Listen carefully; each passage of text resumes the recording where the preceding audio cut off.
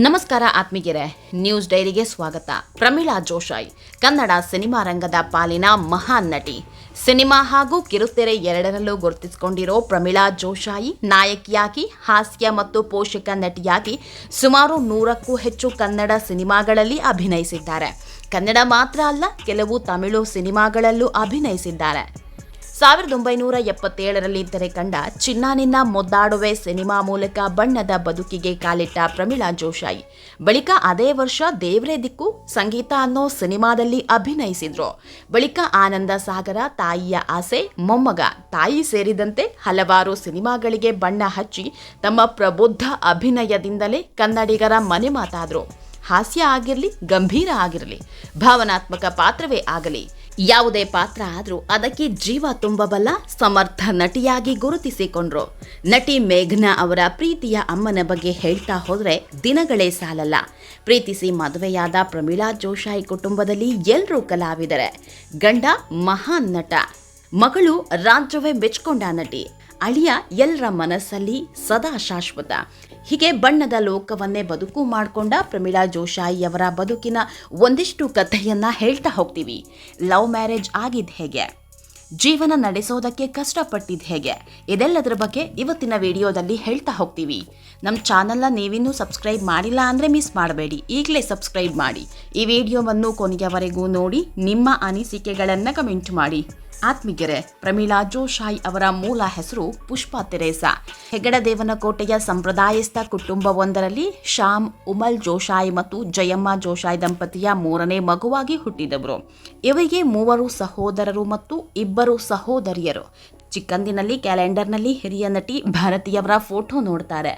ಅವರನ್ನ ನೋಡಿ ತಾವು ಕೂಡ ನಟಿಯಾಗಬೇಕು ಅಂತ ಕನಸು ಕಂಡಿದ್ರು. ಬಂಗಾರದ ಮನುಷ್ಯ ಚಿತ್ರದ ಚಿತ್ರೀಕರಣ ನೋಡಲೇಬೇಕೆಂದು ಹೋಗಿದ್ದವರು. ನಿರ್ದೇಶಕ ಸಿದ್ದಲಿಂಗಯ್ಯ ಅವರ ಒತ್ತಾಯಕ್ಕೆ ಮಣಿದು ಚಿತ್ರದ ಸನ್ನಿವೇಶವೊಂದರಲ್ಲಿ ಅಭಿನಯಿಸಿದ್ರು. ಶಾಲಾ ದಿನಗಳಲ್ಲಿ ನಟಿಸಿದ ನಾಟಕವೊಂದರ ಅಭಿನಯಕ್ಕೆ ಪತ್ರಿಕೆಗಳಲ್ಲೂ ಪ್ರಶಂಸೆ ಬಂದಿತ್ತು. ಇಲ್ಲಿಂದಲೇ ತಾವೊಬ್ಬ ನಟಿಯಾಗಬೇಕು ಅಂತ ಕನಸು ಕಂಡ್ರು. ಮಗಳು ನಟಿಯಾಗೋದು ಇವರ ತಂದೆಗೆ ಸ್ವಲ್ಪ ಕೂಡ ಇಷ್ಟ ಇರಲಿಲ್ಲ. ಕೊನೆಗೆ ಹಾಗೋ ಹೀಗೋ ಮಾಡಿ ತಂದೆಯನ್ನ ಒಪ್ಪಿಸಿ ಚಿತ್ರರಂಗಕ್ಕೆ ಕಾಲಿಡ್ತಾರೆ. 1973ರಲ್ಲಿ ಬಿಡುಗಡೆಯಾದ ಸಹಧರ್ಮಿಣಿ ಸೇರಿದಂತೆ ಹಲವು ಸಿನಿಮಾಗಳಲ್ಲಿ ಸಣ್ಣ ಪುಟ್ಟ ಪಾತ್ರ ಮಾಡಿದ್ರು. ಇಲ್ಲಿಂದಲೇ 4 ವರ್ಷ ನಟಿಯಾಗಲೇ ಇಲ್ಲ. ಆತ್ಮೀಯರೇ, ದೇವದಾಸಿ ಪದ್ಧತಿಯನ್ನಾಧರಿಸಿ ಸಿನಿಮಾ ಒಂದು ಬಿಡುಗಡೆಯಾಗಿತ್ತು. ಅದೇ ಹರಕೆ ಅನ್ನೋ ಹೊಸ ಅಲೆಯ ಚಿತ್ರ. ಈ ಸಿನಿಮಾದಲ್ಲಿ ಪೂರ್ಣ ಪ್ರಮಾಣದ ನಾಯಕಿಯಾಗಿ ಅಭಿನಯಿಸಿದ ಪ್ರಮೀಳಾ ಕನ್ನಡಿಗರ ಮನ ಗೆದ್ರು. ಈ ಸಿನಿಮಾ ಇವರಿಗೆ ಅಪಾರ ಜನಪ್ರಿಯತೆ ತಂದುಕೊಡುತ್ತೆ. ಬಳಿಕ ಅದೇ ವರ್ಷ ಚಿನ್ನ ನಿನ್ನ ಮುದ್ದಾಡುವೆ ಸಿನಿಮಾದಲ್ಲಿ ವಿಷ್ಣುವರ್ಧನ್ ಜೊತೆ ನಾಯಕಿಯಾಗಿ ನಟಿಸಿದ್ರು. ಈ ಸಿನಿಮಾ ಕೂಡ ದೊಡ್ಡ ಹಿಟ್ ಆಗಿತ್ತು. ಇಲ್ಲಿಂದ ಪ್ರಮೀಳಾ ಅವರ ಬಣ್ಣದ ಬದುಕಿನ ದಾರಿಯೇ ಬದಲಾಗಿ ಹೋಯಿತು. ದೊಡ್ಡ ದೊಡ್ಡ ಅವಕಾಶಗಳು ಹುಟ್ಕೊಂಡು ಬರೋದಕ್ಕೆ ಶುರುವಾದವು. ದಶಕಗಳ ಕಾಲ ನಾಯಕಿಯಾಗಿ ನಟಿಸಿದ ಪ್ರಮೀಳಾ ಜೋಶಾಯಿ ಬಳಿಕ ಪೋಷಕ ಪಾತ್ರಗಳತ್ತ ವಾಲಿದ್ರು. ಪ್ರೀತಿ ಮಾಡು, ತಮಾಷೆ ನೋಡು, ವರದಕ್ಷಿಣೆ, ದೊಡ್ಡ ಮನೆ ಎಸ್ಟೇಟ್, ಹದ್ದಿನ ಕಣ್ಣು ಸೇರಿದಂತೆ ಹಲವು ಸಿನಿಮಾಗಳಲ್ಲಿ ನಾಯಕಿಯ ಜೊತೆಗೆ ಪೋಷಕ ಪಾತ್ರದಲ್ಲೂ ಕಾಣಿಸಿಕೊಂಡ್ರು. ಈ ಪೈಕಿ ಚಂದ್ರಶೇಖರ್ ಕಂಬಾರ ನಿರ್ದೇಶನದ ಸಂಗೀತ ಚಿತ್ರದಲ್ಲಿನ ಅಭಿನಯಕ್ಕಾಗಿ ಕರ್ನಾಟಕ ಸರ್ಕಾರ ಅತ್ಯುತ್ತಮ ಪೋಷಕ ನಟಿ ಪ್ರಶಸ್ತಿ ನೀಡಿ ಗೌರವಿಸಿತ್ತು. ಆತ್ಮೀಯರೇ, ಪ್ರಮೀಳಾ ಜೋಶಾಯಿಯವರು ಕೇವಲ ನಟಿಯಾಗಿ ಮಾತ್ರ ಉಳಿಯಲಿಲ್ಲ, ನಿರ್ಮಾಪಕಿಯೂ ಆದ್ರು. 2008ರಲ್ಲಿ ತಾಯಿ ಅನ್ನೋ ಕಲಾತ್ಮಕ ಸಿನಿಮಾ ನಿರ್ಮಾಣ ಮಾಡಿದ್ರು. ಹೀಗೆ ತಮ್ಮ ಸುದೀರ್ಘ ವೃತ್ತಿ ಬದುಕಿನಲ್ಲಿ ವೈವಿಧ್ಯಮಯ ಪಾತ್ರಗಳನ್ನು ಅಚ್ಚುಕಟ್ಟಾಗಿ ನಿಭಾಯಿಸಿದ ಪ್ರಮೀಳಾ ವಿಷ್ಣುವರ್ಧನ್, ರಾಜೇಶ್, ಅನಂತ್ನಾಗ್, ಶಂಕರ್ನಾಗ್, ಲೋಕನಾಥ್, ಅಶೋಕ್, ಜೈ ಜಗದೀಶ್ ಮತ್ತು ಶ್ರೀನಿವಾಸ ಮೂರ್ತಿಯವರಂತಹ ದೊಡ್ಡ ದೊಡ್ಡ ನಟರೊಂದಿಗೆ ನಾಯಕಿಯಾಗಿ ಅಭಿನಯಿಸಿದ್ದಾರೆ. ಸಿನಿಮಾಗಳಲ್ಲಿ ಅವಕಾಶ ಕಡಿಮೆ ಆಗ್ತಾ ಇದ್ದಂತೆ ಕಿರುತೆರೆಗೂ ಕಾಲಿಟ್ರು.